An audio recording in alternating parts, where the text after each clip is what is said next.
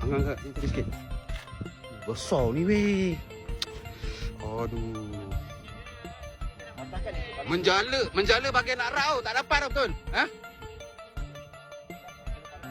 Oh, aku nak beli jaring lah macam ni. Buka dia. Buka tepi je, ikan dia besar. Oi, besarnya, ya Allah. Oh, baik ah geram. Ini memang champion. Kalau ruan biasa, udang biasa, ini luar biasa sebab susah mau dapat. Ini ada telur ni weh.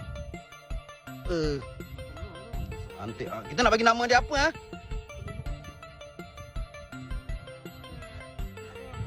Mengkong ah? Mengkong. Mengkong.